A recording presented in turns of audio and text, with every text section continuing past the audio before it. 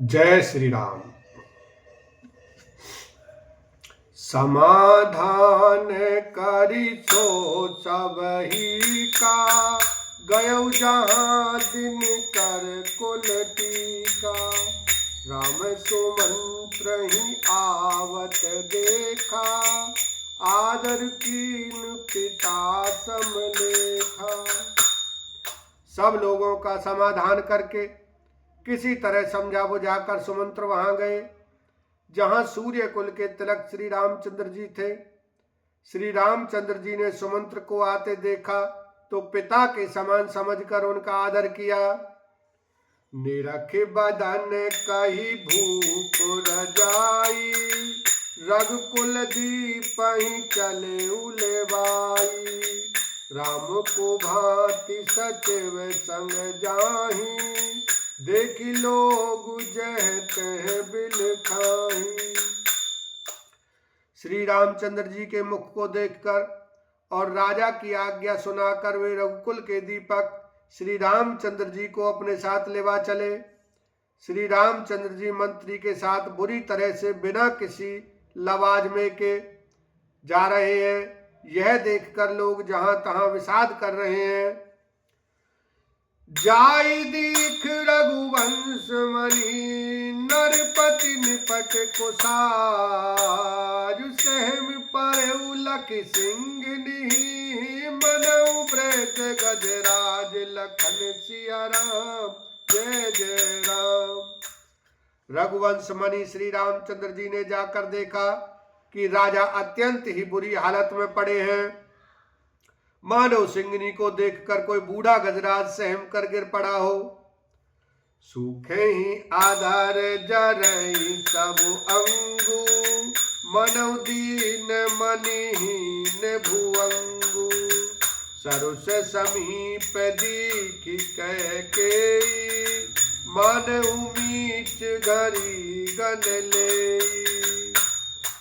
राजा के ओठ सूख रहे हैं और सारा शरीर जल रहा है, मानो मणि के बिना सांप दुखी हो रहा हो। पास ही क्रोध से भरी कैकेयी को देखा, मानो साक्षात मृत्यु हुई बैठी राजा के जीवन की अंतिम घड़ियां गिन रही हो। करुणामय मृदु राम स्वभाव, प्रथम जी के दुख सुना न काऊ। तदपि धीर धरि समय विचारी, पूछी मधुर बचन महतारी। श्री रामचंद्र जी का स्वभाव कोमल और करुणामय है। उन्होंने अपने जीवन में पहली बार यह दुख देखा। इससे पहले कभी उन्होंने दुख सुना भी न था। तो भी समय का विचार करके हृदय में धीरज धरकर उन्होंने मीठे वचनों से माता कैकेयी से पूछा। मोहि कहु मात तात दुख कारण, करिय जतन जेहि होई निवारण। सुनहु राम सब कारण एहु, राजहि तुम पर बहुत स्नेहु। हे माता, मुझे पिताजी के दुख का कारण कहो, ताकि जिससे उसका निवारण हो, दुख दूर हो, वह यत्न किया जाए। कैकेयी ने कहा, हे राम सुनो, सारा कारण यही है कि राजा का तुम पर बहुत स्नेह है। देन कहे निमोहि दुई वरदाना, मांगेउ जो कछ मोहि सुहाना। सो सुन भयउ भूप और सोचू, छाड़ी न सकई तुम्हार सकोचू। इन्होंने मुझे 2 वरदान देने को कहा था। मुझे जो कुछ अच्छा लगा मैंने मांगा। उसे सुनकर राजा के हृदय में सोच हो गया, क्योंकि ये तुम्हारा संकोच नहीं छोड़ सकते। सुत स्नेहु इत बचन उत, संकट परेउ नरेशु। सकउ ते आयसु धरउ सिर, मेठउ कठिन कलेश। लखन सिया राम जय जय राम।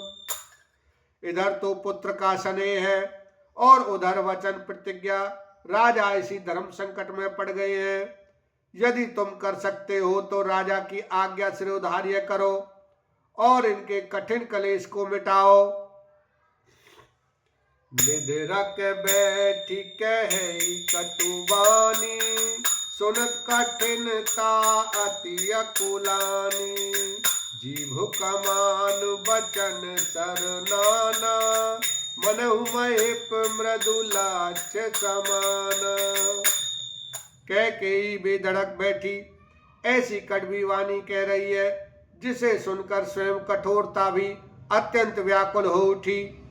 जीव धनुष है, वचन बहुत से तीर है और मानो राजा ही कोमल निशाने के समान है। जनु कठोर पनु धरे शरीरु, सिखई धनुष विद्यावर वीरु। सब प्रसंग रघुपति सुनाई, बैठी मनहु तनु धरे निठुराई। इस सारे साज सामान के साथ मानो स्वयं कठोरपन श्रेष्ठ वीर का शरीर धारण करके धनुष विद्या सीख रहा है। श्री रघुनाथ जी को सब हाल सुनाकर वह ऐसे बैठी हैं मानो निष्ठुरता ही शरीर धारण किए हुए हो।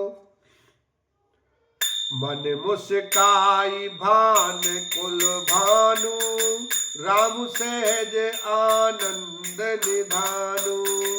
बोले बचन विगत सब दूषण, मृदु मंजुल जनु बाग विभूषण।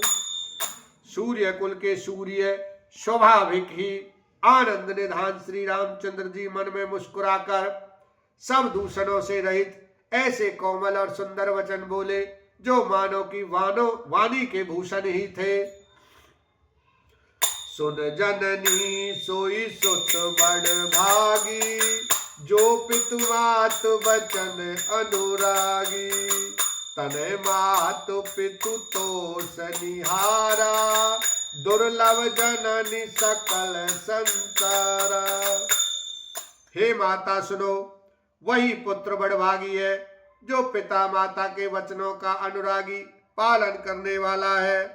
आज्ञा पालन के द्वारा माता पिता को संतुष्ट करने वाला पुत्र हे जननी सारे संसार में दुर्लभ है।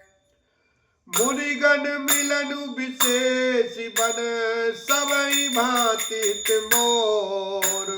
तेई में पित आयसु बहुरी, सम्मत जननी तोर। लखन सिया राम जय जय राम। जय श्री राम। जय श्री राम। वन में विशेष रूप से मुनियों का मिलाप होगा, जिसमें मेरा सभी प्रकार से कल्याण है। उसमें फिर भी पिताजी की आज्ञा और हे जननी तुम्हारी सम्मति है। बोलो सियावर रामचंद्र की जय, उमापति महादेव की जय।